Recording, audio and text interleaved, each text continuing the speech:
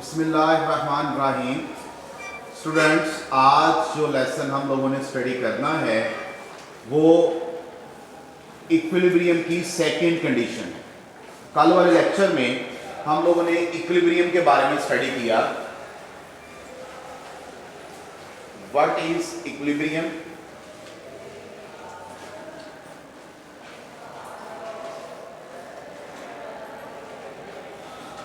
Equilibrium की definition देखी, फिर इसके बाद हम लोगों ने फर्स्ट कंडीशन ऑफ इक्विलिब्रियम को स्टडी किया।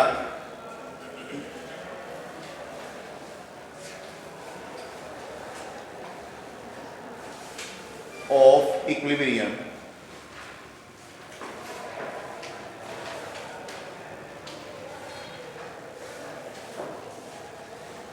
इसको भी हमने स्टडी कर लिया। इसका मैथमेटिकल रिलेशन कल जो हम लोगों ने पढ़ा, हमने कहा कि sigma F must be equal to 0, कि एक ऑब्जेक्ट पर जितनी फोर्सेस लग रही हैं अगर उनका सम किया जाए तो वो किसके इक्वल हो? 0।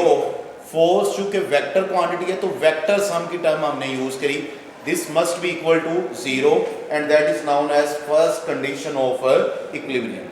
फिर in case of coplanar forces हमने ये डिस्कस किया कि सिग्मा एफ एक्स भी 0 के इक्वल है और सिग्मा एफ वाई भी जो है ये भी 0 के इक्वल है। कोप्लेनर फोर्सेस की कल डेफिनेशन हमने कर ली। कल हमने ये भी स्टडी किया कि जब first condition of equilibrium satisfied हो रही है तो why we need second condition of equilibrium. तो कल हमने स्टडी किया कि अगर एक बॉडी फर्स्ट कंडीशन को सेटिस्फाइड कर रही है तो फिर भी उसमें एक्सेलरेशन पैदा हो सकता है जब वो सर्कुलर पाथ में मूव करे फोर्स के टर्निंग इफेक्ट की वजह से। लेट्स से एक फोर्स इस डायरेक्शन में लग रही है, दूसरी फोर्स इस डायरेक्शन में लग रही है। These two forces are equal in magnitude but opposite in direction. Let's say ये भी 10 न्यूटन फोर्स है, ये भी 10 न्यूटन फोर्स है। तो दोनों का मैग्नीट्यूड सेम है, डायरेक्शन ऑपोजिट है, तो यहां पर जो सिग्मा एफ होगा वो किसके इक्वल होगा? 0 के इक्वल होगा। लेकिन ये दोनों जो फोर्सेस हैं ये उसमें टर्निंग इफेक्ट पैदा कर देंगी तो उसमें एक्सेलरेशन जनरेट हो जाएगा। लिहाजा अब चूंकि टर्निंग इफेक्ट इसमें आ रहा है, turning effect is known as torque. तो यहां पर जो सेकंड कंडीशन डील करेगी वो किस चीज को डील करेगी? टॉर्क को डील करेगी। लिहाजा अब हम हेडिंग देंगे second condition of equilibrium. Second condition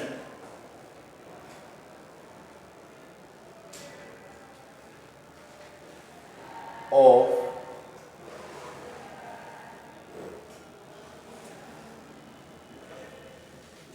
equilibrium. What is the definition?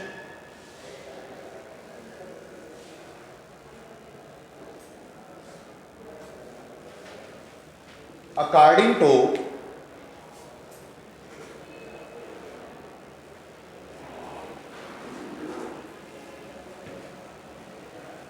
second condition of equilibrium,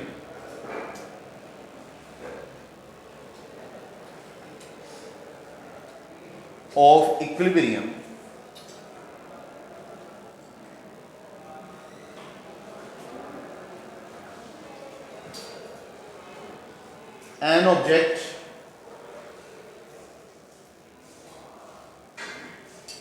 is said to be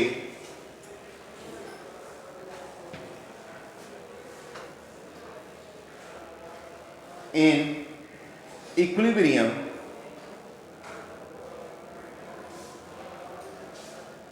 if the sum of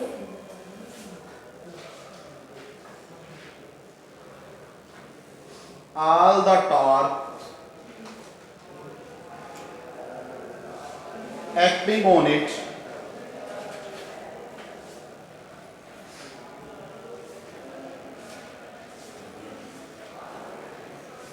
is 0। First condition में फोर्सेस थी, second condition में क्या आ गया, टार्क आ गया, और इसका भी हमने क्या लेना है, सम लेना है, और ये सम भी किसके इक्वल होना चाहिए, 0 के इक्वल। लिहाजा इसका अगर मैं मैथमेटिकल रिलेशन देखूं, mathematical expression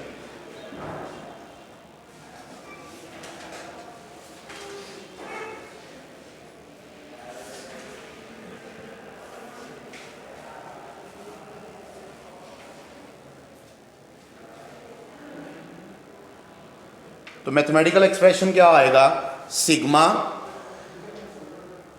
torque must be equal to 0। तो ये आपका मैथमेटिकल एक्सप्रेशन आ गया। स्टूडेंट्स, इस टार्क के हवाले से एक दो बातें और करना चाहूंगा मैं आपसे कि जब भी एक बॉडी के ऊपर टार्क जनरेट होता है तो वो टार्क की दो तरह की कंडीशंस हो सकती हैं। या तो वो बॉडी को घुमाएगा, मिसाल के तौर पर टार्क वाले लेक्चर में हमने देखा कि अगर आपके पास ये एक रेंच है,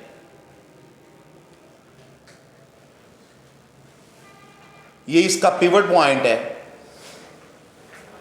यहां से लेकर यहां तक मूवमेंट आर्म हो जाएगा।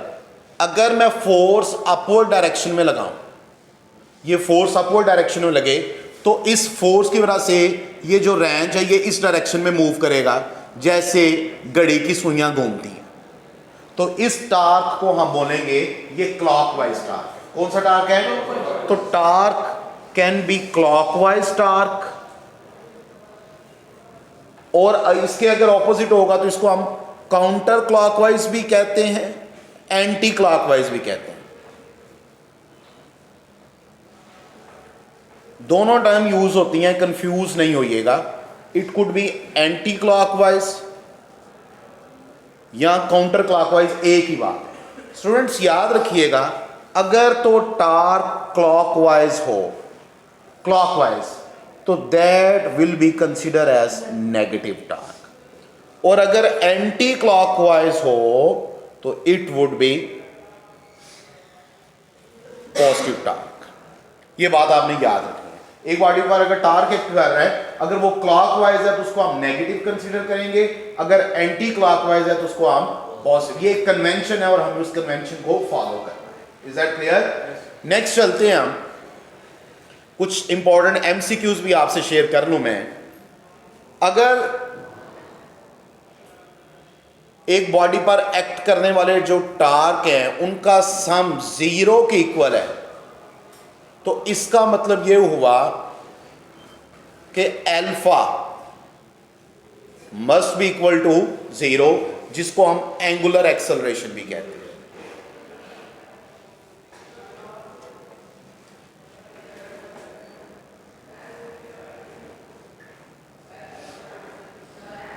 This is angular acceleration.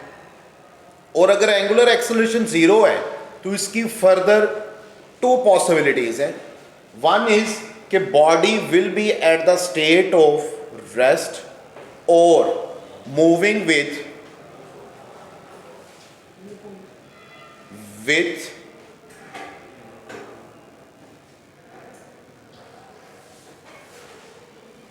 Uniform. चूंकि ये एंगुलर एक्सेलरेशन है, हम एंगुलर मोशन की बात कर रहे हैं, तो मैं कहूंगा body moving with uniform angular velocity.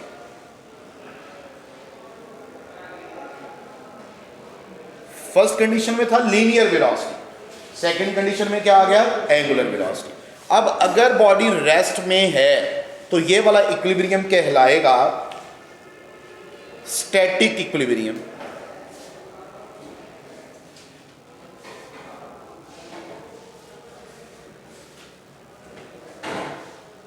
This is static equilibrium.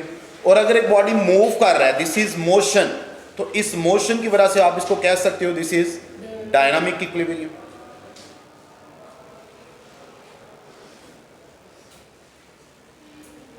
अच्छा सर, डायनामिक तो है, लेकिन डायनामिक की फर्दर कौन सी टाइप है? This is rotational equilibrium.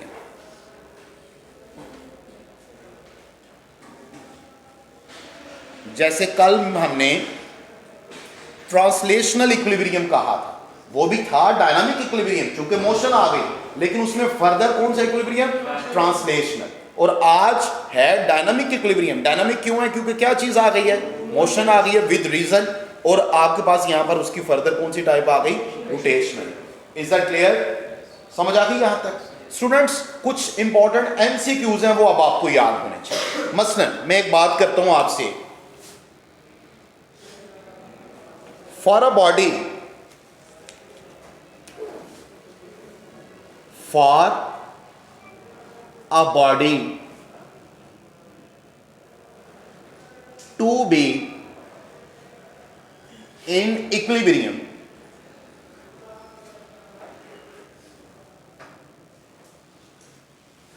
मैंने टर्म इक्विलिब्रियम यूज की है कंप्लीटली।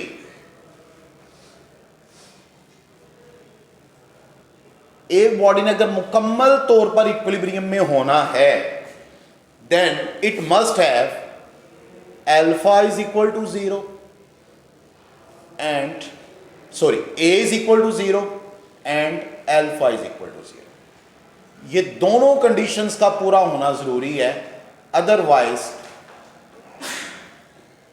वो मुकम्मल तौर पर इक्विलिब्रियम में नहीं होगा। ए के 0 होने का क्या मतलब है कि कौन सी कंडीशन सेटिस्फाइड हो रही है? First condition of equilibrium. और अल्फा का क्या मतलब है? कौन सी सेटिस्फाइड हो रही है? Second condition. स्टूडेंट्स इसका मतलब ये हुआ कि इनडायरेक्टली मैं आपसे ये अर्ज कर रहा हूं कि एक बॉडी ने अगर मुकम्मल तौर पर इक्विलिब्रियम में होना है तो वो दोनों कंडीशंस को सेटिस्फाइड करेगा, तो ही मुकम्मल तौर पर इक्विलिब्रियम में होगा। किसी एक कंडीशन को सेटिस्फाइड करते हुए बॉडी कभी भी मुकम्मल तौर पर इक्विलिब्रियम में नहीं होगा। ये बात आपने याद रखनी। अगर वो दोनों कंडीशंस को सेटिस्फाइड करेगा तो फिर ही वो इक्विलिब्रियम में होगा, अदरवाइज वो इक्विलिब्रियम में नहीं होगा। अगर एक बॉडी फर्स्ट कंडीशन को सेटिस्फाइड कर रहा है, सेकंड को नहीं कर रहा, तो वो कंप्लीटली इक्विलिब्रियम में नहीं है। सेकंड को कर रहा है, फर्स्ट को नहीं कर रहा, तो वो भी कंप्लीटली इक्विलिब्रियम में नहीं है। ये बात आपने याद रखनी है। मैं आपके सामने कुछ डायग्राम बनाता हूं, उन डायग्राम्स की मदद से जरा मुझे बताइएगा कि कौन सी डायग्राम किस कंडीशन को सेटिस्फाइड कर रही है। I will draw 3 diagrams, almost same है विद अ माइनर चेंज, और उसका रिजल्ट देखें कि हमें रिजल्ट क्या मिलता है। फर्ज कीजिए मेरे पास एक डायग्राम कुछ इस तरह की है।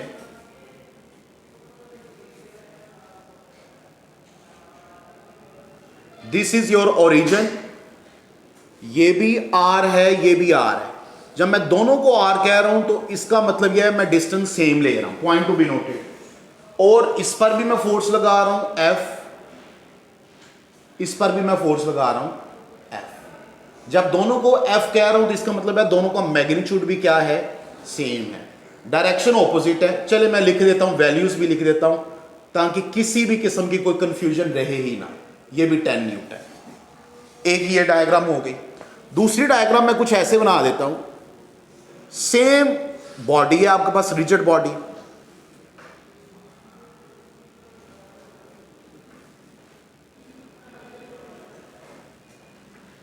दोनों का ये भी आर है, ये भी आर है।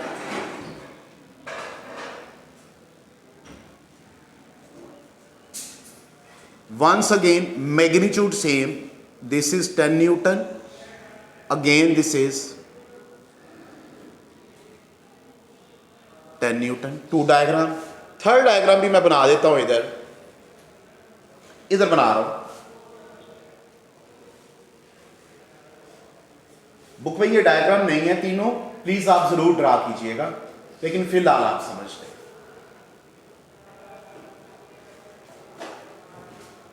This is F again, this is F, and this is 2f. Suppose this is your A diagram, this is B and this is C. अब सबसे पहले मैं A डायग्राम को देखता हूं। जरा A डायग्राम को गौर कीजिए आप।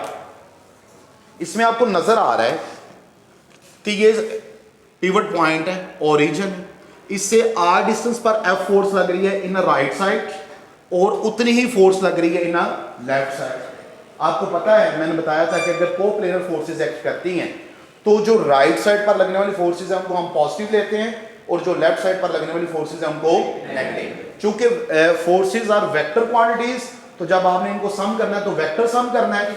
अगर इस फोर्स को मैं पॉजिटिव ले रहा हूं तो ये क्या होगी, नेगेटिव। तो इसका मतलब है इनका जो वेक्टर सम है वो किसके इक्वल आ जाएगा, 0 की। It means this is satisfying first condition of equilibrium. Is that clear? अच्छा, अब सेकंड पर जाते हैं, गौर कीजिएगा, ध्यान से सुनना है। सेकंड कंडीशन को अप्लाई करते हुए नॉर्मली स्टूडेंट्स परेशान होते हैं। कैसे अप्लाई करना है जरा समझते हैं, बड़ी आसान सी बात है। जब आपने टॉर्क को समझना है तो आप एक वक्त में सिर्फ एक ही फोर्स को कंसीडर करेंगे।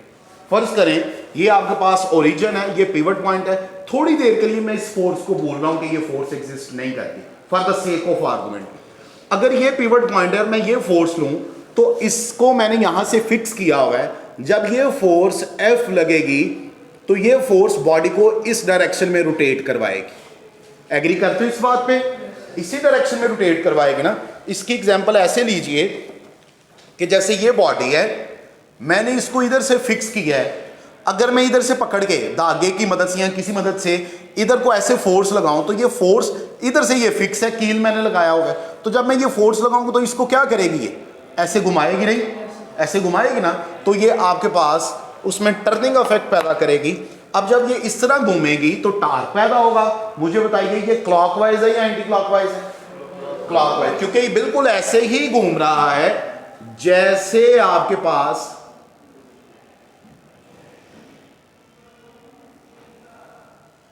घड़ी की सुई घूमती है, इन दिस वे। तो this is clockwise torque. Agree? अब थोड़ी देर के लिए मैं इसको स्किप कर रहा हूं, ये नहीं है। अब मैं नीचे आ जाता हूं। अगर मैं ये भी देखूं, इधर से मैंने फिर से फिक्स कर दिया, मैं इधर से इसको ऐसे पकड़ूंगा तो देखिए ये बॉडी फिर ऐसे रोटेट करना शुरू कर देगा, इसी तरह रोटेट करेगा ना।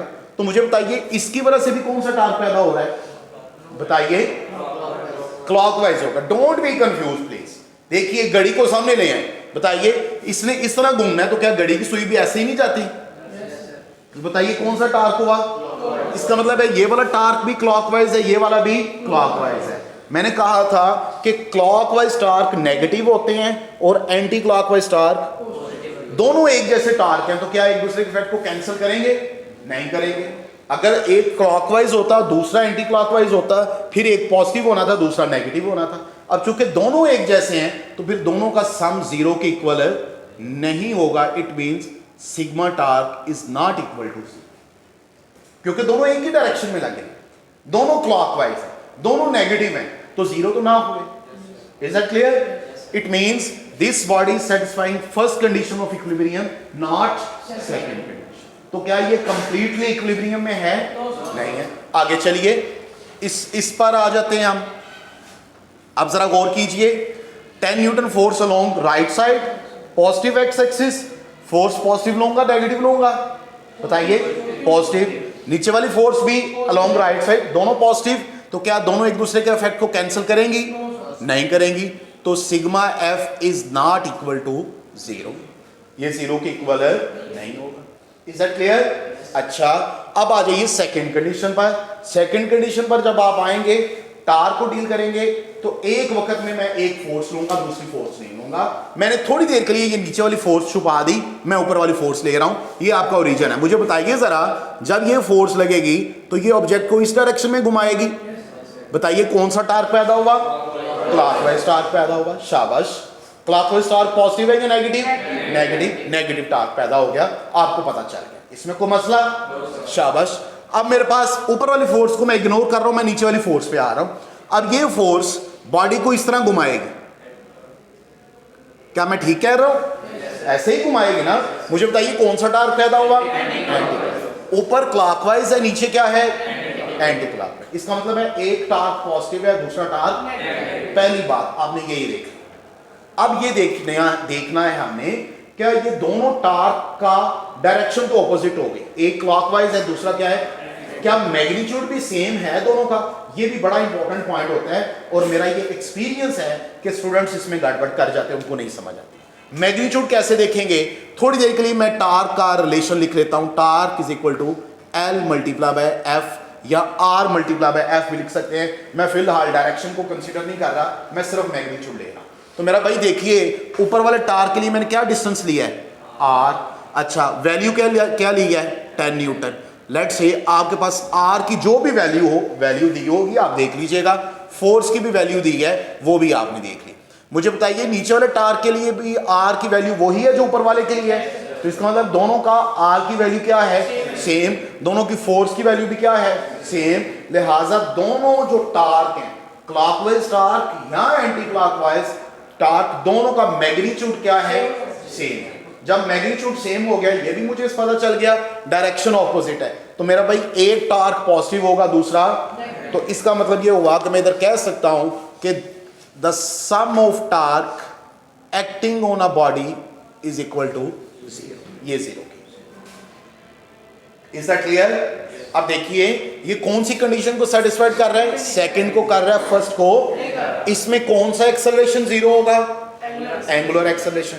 और पहले में कौन सा एक्सेलरेशन 0 था, लीनियर। लेकिन क्या दोनों कंप्लीटली इक्विलिब्रियम में हैं, नहीं है। शाबाश, बिल्कुल ठीक।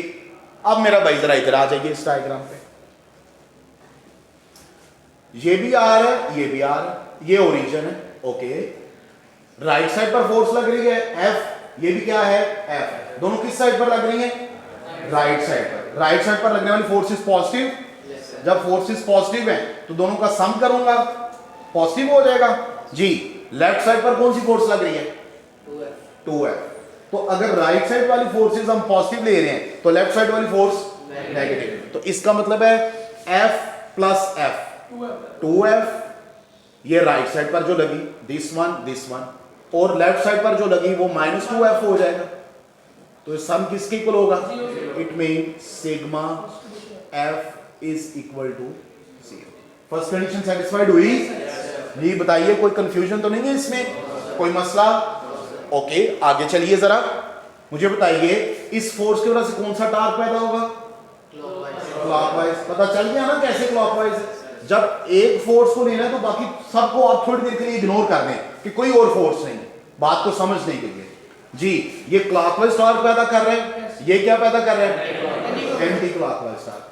दोनों की F की वैल्यू क्या है, सेम। R की वैल्यू क्या है, इसका मतलब है अगर ये क्लॉकवाइज और एंटी क्लॉकवाइज टार्क देखूं तो both are equal in magnitude but opposite in direction. बात ठीक होगी। अब जरा मुझे एक बात बताइए, सोच के बताना है आपने। ये 2F फोर्स है और ये पिवट पॉइंट में से गुजर रही है, ये क्या ये फोर्स टार्क पैदा करेगी?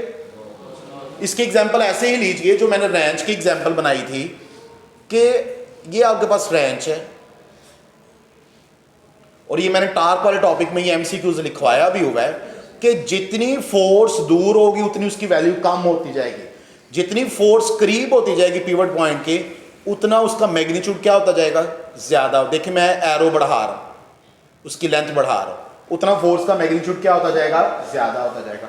और जब आप बिल्कुल पिवट पॉइंट में से फोर्स गुजारेंगे तो उसकी वजह से टार्क पैदा नहीं होगा। क्यों? क्योंकि इस केस में मोमेंट आर्म की वैल्यू क्या हो जाती है, 0। तो जब मोमेंट आर्म 0 हो गया तो टार्क की वैल्यू भी क्या हो गई, 0। लिहाजा चूंकि ये 2F फोर्स जो है ये पिवट पॉइंट में से गुजर रही है, ओरिजिन में से गुजर रही है, तो इस केस में मोमेंट आर्म की वैल्यू क्या हो जाएगी, 0 हो जाएगी। मेरा भाई जब मोमेंट आर्म 0 होगा तो टार्क भी क्या हो गया, 0 हो गया। लिहाजा ये क्लॉकवाइज टार्क नेगेटिव, ये एंटी क्लॉकवाइज टार्क पॉजिटिव और ये 0। तो इसका मतलब है इन तमाम का सम किसके इक्वल आ गया, 0। So both conditions are satisfied. It means this third body C diagram is completely in equilibrium, क्योंकि इसमें A भी 0 है और अल्फा भी क्या है, 0। Is that clear? तो फिर मैं इधर लिख सकता हूं कि A is equal to 0 and alpha is equal to 0। Here A is equal to 0 but alpha is not equal to 0। Here A is not equal to 0 but alpha is equal to 0। That is all about the equilibrium। हमने first condition को भी study कर लिया, second condition को भी study कर लिया। कुछ इंपॉर्टेंट एमसीक्यूज हैं उनको भी हमने स्टडी कर लिया। थैंक यू सो मच, अल्लाह हाफिज़।